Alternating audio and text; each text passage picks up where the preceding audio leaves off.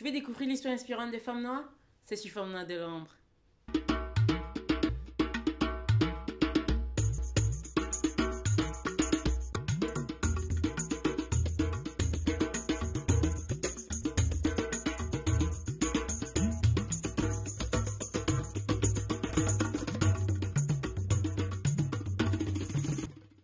Bonjour, moi c'est Corinne, j'espère que vous allez bien.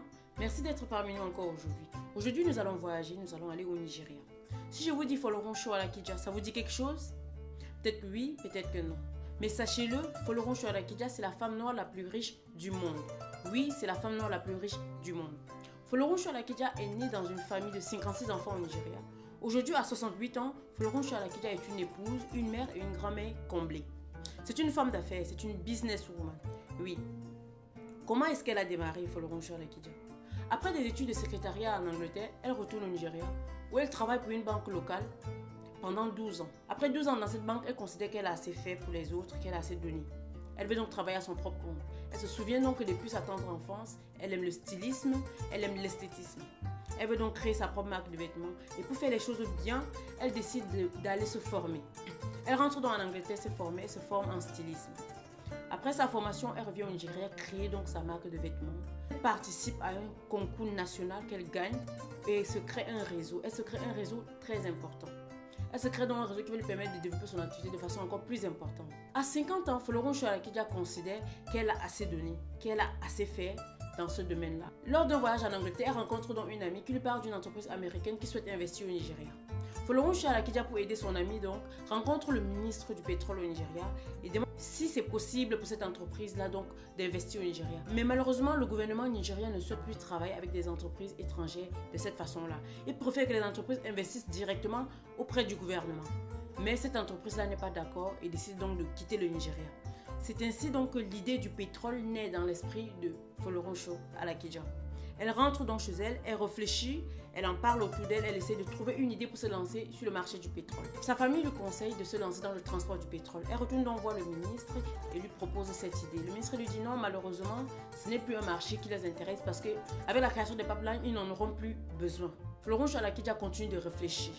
Elle réfléchit et quand elle retourne voir le ministre lui propose de faire une demande de licence pour pouvoir exploiter elle-même du pétrole. C'est une idée qui plaît à Folorunsho. Folorunsho constitue donc son équipe et fait une demande de licence. Elle fait donc sa demande de licence qui sort et sa demande de licence sort après 3 ans d'attente. Quand sa demande de licence sort, malheureusement son équipe a déserté. L'équipe technique a déserté pourquoi? Parce que le terrain qui a été octroyé était un terrain caillouteux, un terrain très difficile à exploiter. Le temps de trouver une nouvelle équipe, le gouvernement a changé. Quand elle veut donc exploiter le terrain, on lui dit qu'il faut faire une nouvelle demande de licence. Quand elle fait donc la demande de licence, on lui donne donc cette licence, après 3 ans de nouveau. Elle démarre l'exploitation du terrain avec une nouvelle équipe, tout se passe bien.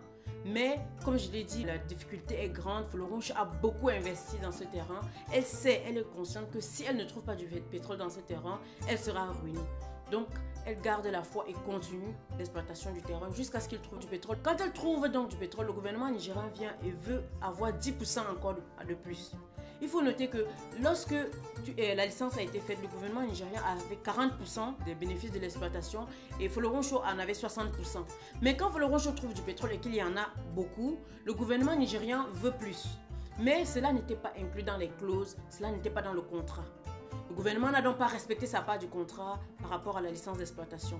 Folorunsho Alakija décide donc de ne pas se laisser faire et de porter plainte contre le gouvernement malgré les réticences de son entourage. Les gens l'ont déconseillé de le faire car c'était impossible dans leur imagination qu'une personne puisse gagner contre le gouvernement nigérien. Mais Folorunsho a tenu bon. Elle a tenu bon et à la fin, elle a gagné. Après 12 ans de procès, elle a obtenu gain de cause. Elle a continué à exploiter son pétrole. Vous voyez donc que c'est une femme inspirante, une femme battante et une femme persévérante. Folorunsho Alakija est une femme exceptionnelle, une femme iconique. Elle est propriétaire de Fanfare Oil Limited, de Digital Reality Print Limited. Elle est auteure de plusieurs livres à succès au Nigeria, parmi lesquels nous avons University of Marriage, The Cry of Widows and Orphans, Growing with the Hand That Leaves the Rose, qui est son autobiographie. Folorunsho Alakija est également une philanthrope née. Elle a créé une fondation qui s'appelle The Rose of Sharon, qui s'occupe de soutenir des orphelins et les veuves. Folorunsho partage avec nous dans une de ses interviews les secrets de sa réussite. Les secrets de sa réussite qui tiennent en un seul mot: succès. Comment elle définit cela? Est-ce pour sacrifier les jours pour faire la différence? Ou pour utiliser son temps et son talent pour que les choses marchent? C pour concentration, assiduité sur les objectifs à atteindre. Un autre C pour crédibilité et confiance. Car l'ignorance coûte cher. Les gens vont te boycotter si tu n'es pas digne de confiance et si tu n'es pas crédible. E pour éducation, se former. Forme-toi, mets-toi à jour, trouve des informations, cherche des mentors, prépare-toi à atteindre tes objectifs. S pour savoir dire non. Savoir dire non à ceux qui veulent te décourager, à ceux qui veulent te dissuader. Et un autre S pour savoir se tourner vers la spiritualité, quelle que soit ta spiritualité. Sinon, l'histoire de cette femme entreprenante, cette femme tenace qui ne laisse jamais rien l'arrêter, qui fait tout pour atteindre ses objectifs que nous avons voulu partager avec vous, afin que vous puissiez vous en inspirer. On espère donc qu'elle sera une inspiration pour vous, pour que vous puissiez vous lever pour atteindre vos objectifs. D'ici là, prenez soin de vous et à très bientôt. Merci.